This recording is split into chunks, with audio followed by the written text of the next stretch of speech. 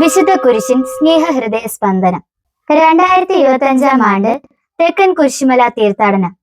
സമുദ്രനിരപ്പിൽ നിന്ന് 3000 അടി ഉയരത്തിൽ സ്ഥിതി ചെയ്യുന്ന തെക്കൻ കുരിശുമലയുടെ ചരിത്രം. റവറന്റ് ഫാദർ ജോൺ ബാപ്റ്റിസ്റ്റ്, തെക്കൻ കുരിശുമല തീർത്ഥാടന പിതാവ്.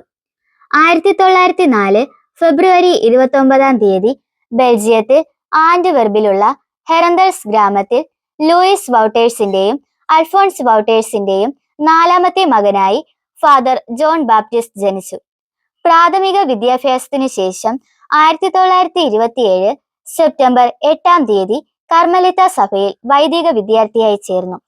1934 മെയ് 26 വൈദികനായി അഭിഷിക്തനായി. ഒരു വർഷം ബെൽജിയത്തിൽ സേവനമനുഷ്ഠിച്ചതിനു ശേഷം സുവിശേഷ പ്രഘോഷണത്തിനായി അദ്ദേഹം തിരുവിതാംകൂറിൽ എത്തിച്ചേർന്നു. 1935 മുതൽ 1973 വരെ കേരളത്തിലെ വിവിധ ഇടവകകളായ ആറയൂർ, മരിയാപുരം, മണിവിള, പെരിങ്ങമല, പാറശാല, ഉണ്ടൻകോട് എന്നിവിടങ്ങളിൽ ത്യാഗോജ്വലമായ സേവനമനുഷ്ഠിച്ചു.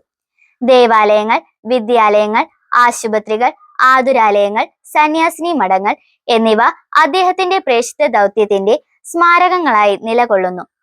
ഉണ്ടൻകോട് ഇടവക വൈദികനായിരുന്ന കാലത്ത് അദ്ദേഹം 1957 മാർച്ച് 27 കൊണ്ടകെട്ടി മലയുടെ നെറുകയിൽ ഒരു കുരിശ് സ്ഥാപിച്ച് ദിവ്യബലി അർപ്പിച്ചു. പ്രസ്തുത മല ഇന്ന് തെക്കൻ കുരിശുമല എന്ന പേരിൽ അറിയപ്പെടുന്നു.